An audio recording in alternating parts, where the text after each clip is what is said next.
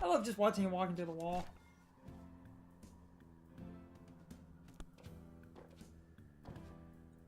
Anyway, to go back to...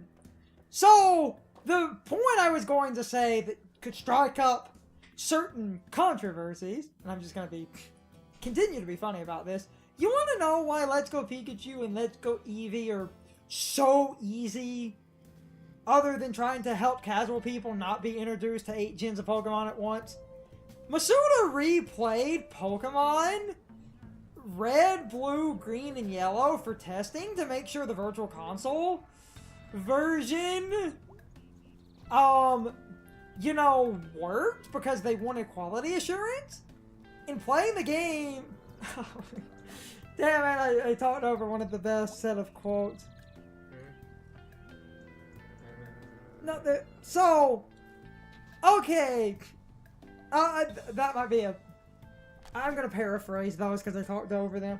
So, May, remember, you found an arm. And she was trying to justify how someone just loses an arm. So she had this quote, it's like, how do you just lose an arm? It's like, he comes back, oh darn, I dropped my arm, thought I lost this thing. And then they were trying to say, what kind of crime is it when you cut someone's arm off?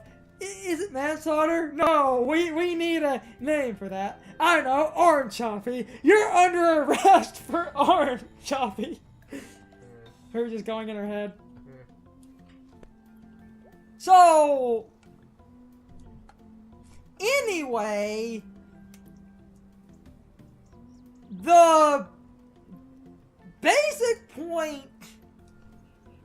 in replaying the games, Masuda pretty much said that Pokemon is...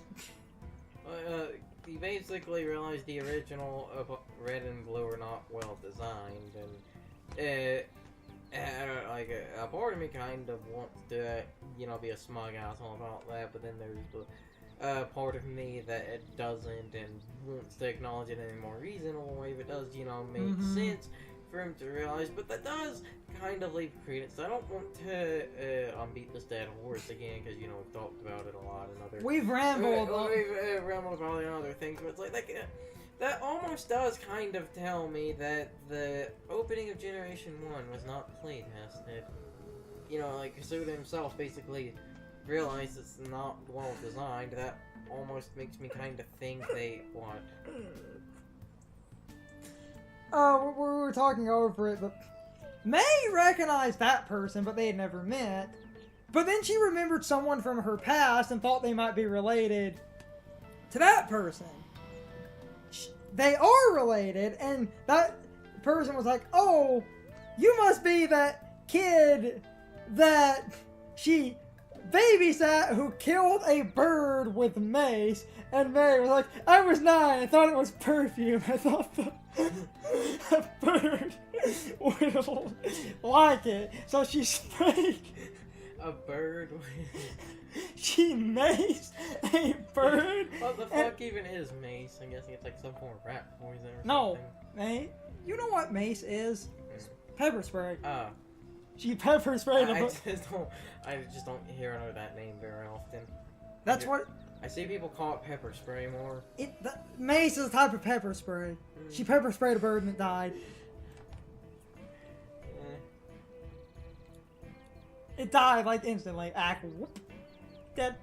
So, but basically, in replaying the games, he said that the games are like very grind happy, and he didn't want people to be bored or overwhelmed by impossible odds at the beginning. Again, because they are. If you, like, I really don't want to beat this dead a horse, but I kind of feel obligated to him now because the guy that made... We will actually probably get one event and call it a recording. The guy that made, you know, that actually made the fucking game acknowledged this, so I kind of, like I said, feel obligated to. That really does tell me Generation 1 was not play tested in hindsight. It's like, Because, you know, the original games, they have an obnoxious ass, like, a grinding problem. Even outside the, you know, Brock thing at the beginning of the game, just a bunch of other points. Like, I think... Isn't Sabrina, like, an obnoxious 20-level fucking jump? I've looked into that, and I don't have exact numbers, and I can take some screenshots. No, what was weird about her, and I figured this out later where I was half wrong, what they kinda did, Sabrina is way higher level than the areas around her. Meaning if you try to take her on when she's technically available, you're hard countered by the fact that you're dealing with about 15, 20 level difference because the areas around her are not as high level. And it's also not only a 15, 20 level difference, it's an Alakazam was a 15, 20 level difference. That almost... Alakazam is so fucking busted back then that almost stacks it to basically doubles it. It's almost a 40 level difference, like, there off the fact of it being Alakazam alone. We'll do... I'm actually gonna hang out with him, so... Then we'll do this one first? Yes. So, to talk about the game for a minute, and then we'll go back to rambling, because some other points about Let's Go Pikachu I wanted to ramble off. I'm stopping to explain something. You have 3 ghost events. You have 3 friends. You can only do 2 ghost events. Only 2. Meaning someone gets left out. Now, because of this, if you want the achievement for hanging out with only B or only Greg, Angus must be your first or second event.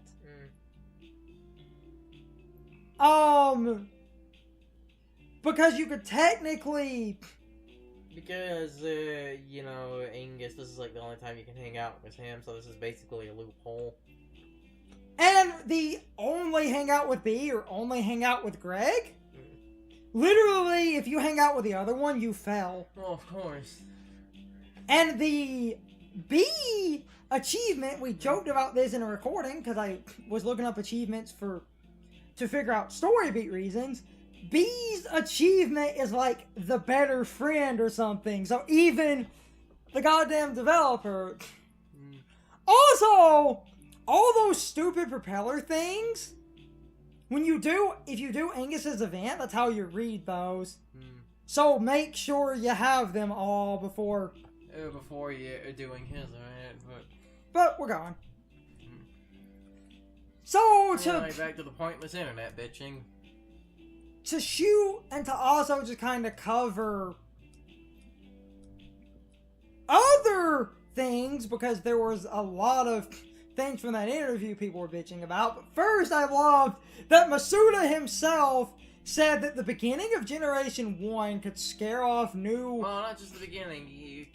It was more broad, just kind of sweeping in general, because again, there were a lot of... No, well, yes, but his main statement, and this is... I'm getting tongue-tied because I'm trying to make a million points at once. His main statement, and a bunch of people who got to play demos were told, after Brock's Gym, apparently the game gets really hard. Masuda's statement of the easy beginning was just so that... to see what the hell the game is going to do with that, because again, like, I don't want to go 100% go back to it, but without abilities and things, that limits your options, so you can't have a later gym be based around, like, an ability gimmick or something, like, you know, opening with something to set up, like, a weather condition, so you have to deal with weather throughout the, like, entire gym, or whatever, so I'm curious to see how, like, where the fuck that's gonna go. Trying to remember other things that were said. Also, the interview asked, why did you stop making the rival characters rude? And his team said, because they don't want to promote bullying and discouraged children, and that got a lot of angry comments. Gary never discouraged me. And it's like, that's really funny to me, but I just love this idea. How dare you not promote the bullying of small children?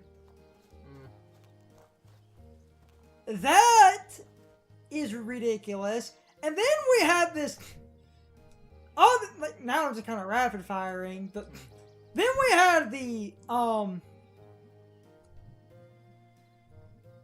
Master Trainer controversy. I kind of forgot about the Master Trainer idea. That idea is fucking dumb. I don't care what point in the game it's at or how it's handled, that idea is fucking dumb.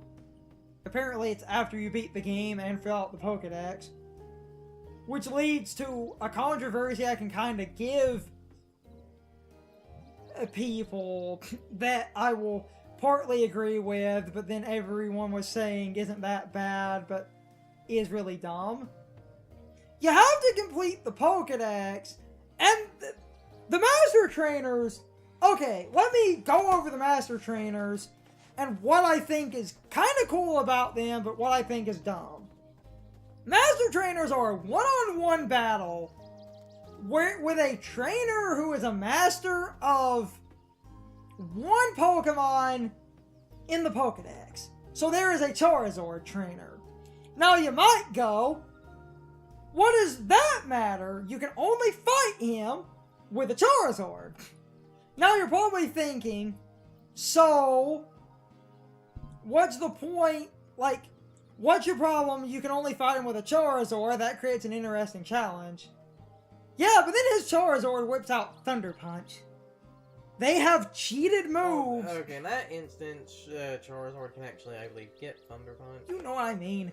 But the point is that they have cheated moves so that you will basically have a weakness to them. And now, while I think they are objectively badly designed, because again, if any game has to cheat to create like challenge or difficulty, at least it's after game content. Yes, but if any game has to cheat to create like challenge or difficulty, that is objectively bad design, because the game is breaking its rules or mechanics for the sake of an arbitrary challenge. It is literally to make the game harder and adds nothing.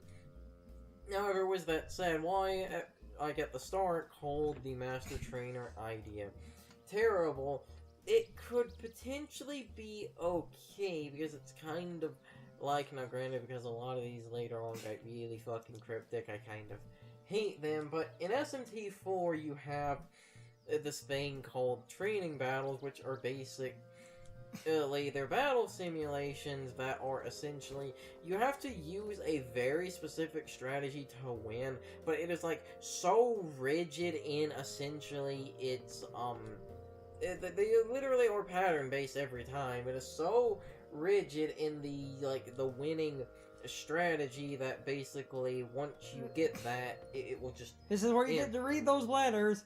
Also, a lot of people agree with this idea, and what I'm about to say, I need to continue the game, but I'm about to ramble about something. I'm gonna start it before even continuing. A lot of people are like, the Master Trainers being after game are dumb. They should have been optional trainers that were sprinkled throughout the game to teach people that these challenges are for later. That is fucking stupid.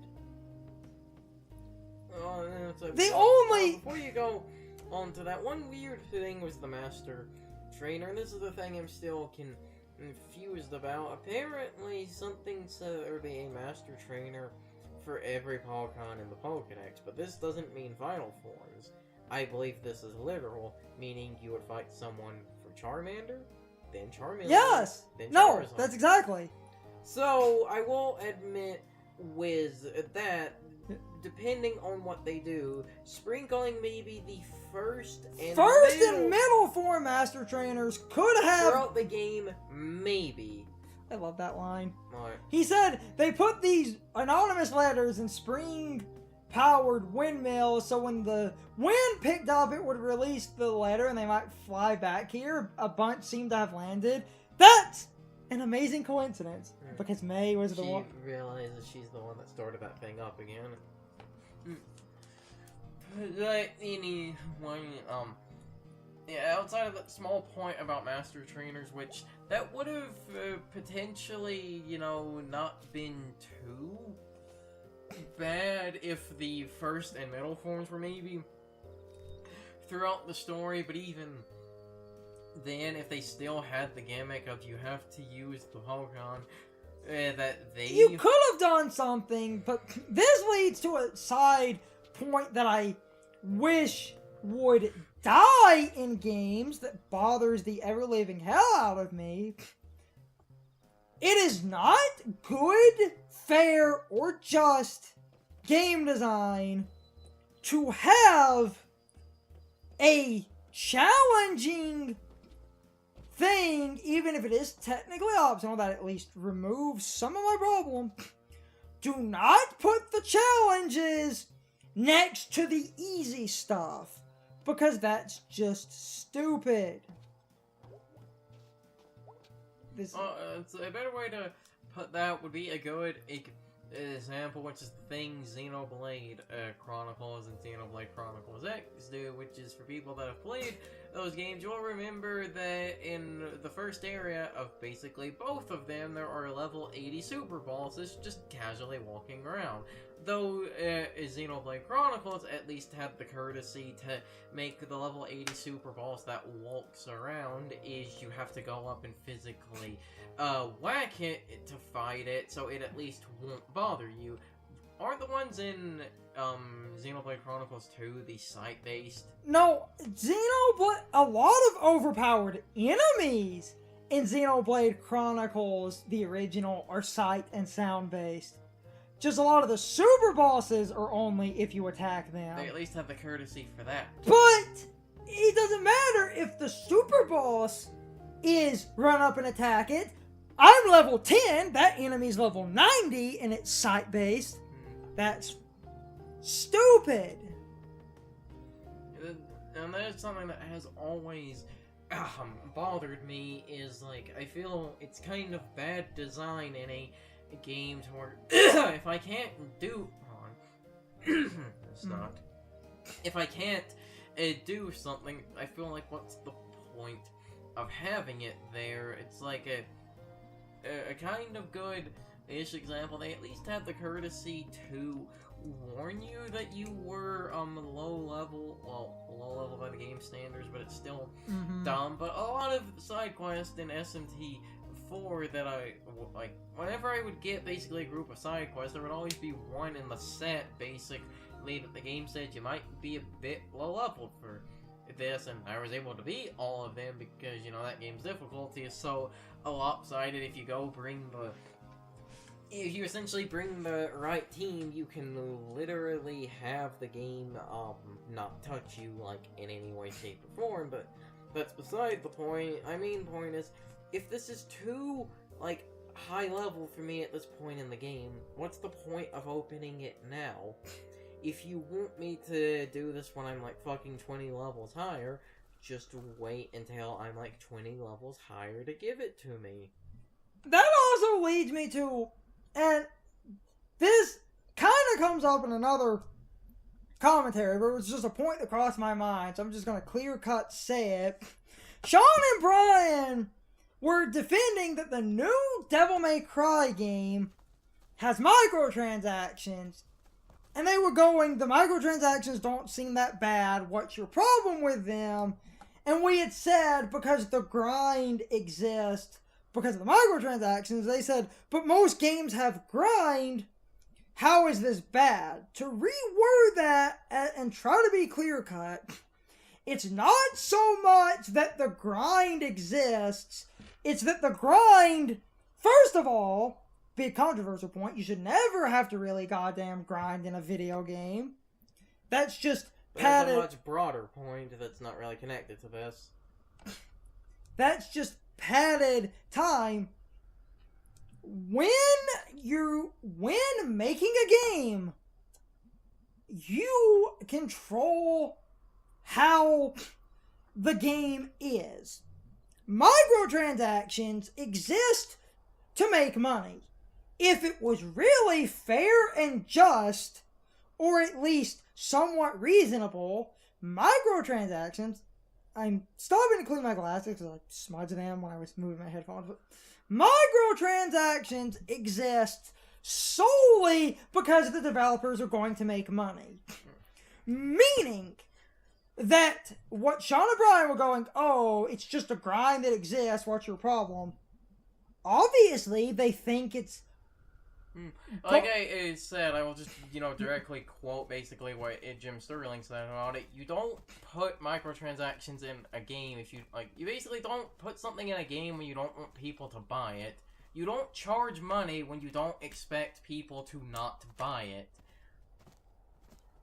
We're putting the microtransactions in for convenient reasons. It's not to make extra money. Even though microtransactions literally exist to make extra money. So your entire logic and basis here is, like, if the microtransactions exist, obviously you think people would rather pay money than orb grind. That's the clear-cut point.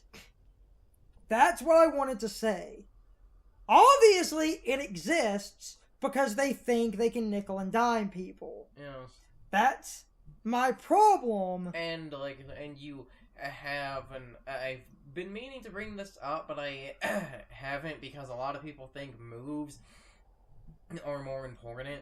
The other way they could potentially nickel and dime people to be greedy, instead of having the moves be expensive, the healing items and stuff could be expensive. If you jack the game's fucking damage output up and decrease the orb turnout, that basically means you're essentially going to have to pay money to just either buy up a shit ton of health restoring items and burn through them, or just, fucking slog through the game where everything basically one-shots you. Okay, guys. So my question of the day is, what did you guys think of the first half of the event where Angus takes you to that old camp area he used to go with his scout troop that's connected to that one mountainy park area? Personally, I love hanging out with Angus because he's a really interesting character in this game. And if you opened all those little boxes that had the letters in them, I feel this part of the game has some really nice little story beats to it if you read all those scout letters, because they're interesting and some of those are really thought-provoking. Overall, I like that you actually can hang out with Angus at least once in this game. Anyway, I would really love to know what you guys think. You can leave your thoughts, opinions, and answers in the comments below, or you can leave them on social media. All my social media links are in the video description. Now, as always, I need to be a shill for a minute. If you liked my video, please hit the like button and leave some comments.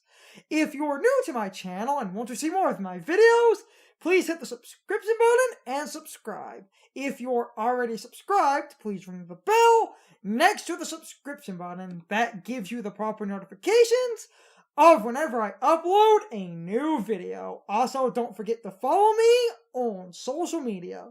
Doing all of these things really helps out the channel, and it really helps our communities grow. Anyway, I hope you guys enjoyed this video. See you guys next time.